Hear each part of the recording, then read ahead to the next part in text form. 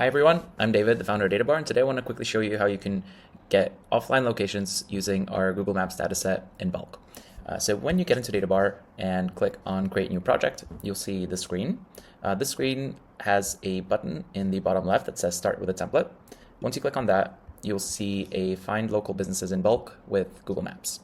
So this connector essentially lets you type in a search query that you normally would in Google Maps, and it has an enrichment right here which will collect info about these locations in real time for us. So here in this template, we already have 7 searches inputted as a kind of starter template. But if we want to run a new one, we can simply go to the next row, or we can even delete all of these so that they aren't in our way, and type in a new search. So let's say we want to find restaurants in New York.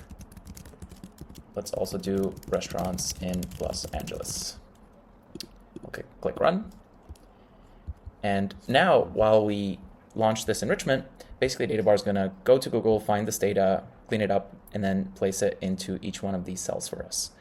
If we ever want to edit these cells or edit this enrichment, we can simply click on Enrich and edit the Search Google Maps Locations dataset, where we can select the number of locations we want, if we want to use a specific region, and if we want to map the Google Maps search input to a specific column or a different column.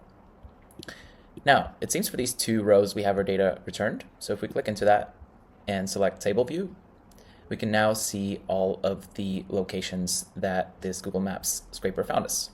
We have their websites, we have their names, we have even their logos, phone numbers, price range, rating, their address, their country, and even the number of reviews.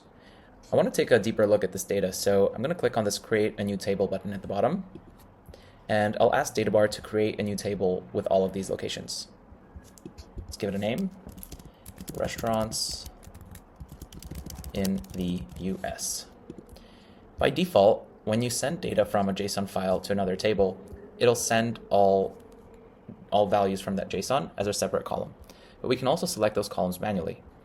In this case, I actually don't want all of the data. I'm going to remove the verified, menu links, owner. Actually, we'll keep the owner links. We'll keep the description.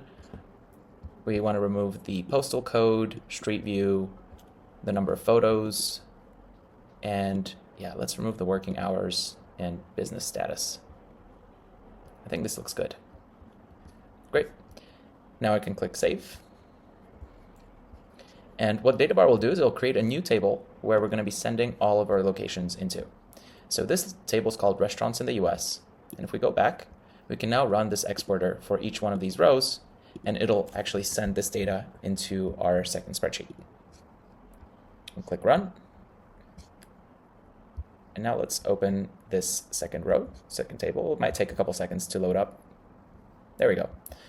So now we can see that this second table has 100 rows in it. These 100 rows are 50 from each of the searches that we did. And it has all of the data expanded into a separate spreadsheet. From here, we can enrich this data further. If you'd like to, we can find the emails of people working at these restaurants. We can find out their web traffic, or we can even analyze their SEO data. In a nutshell, this is how the local businesses template on Databar works. If you have any questions, let us know, and thank you for your time.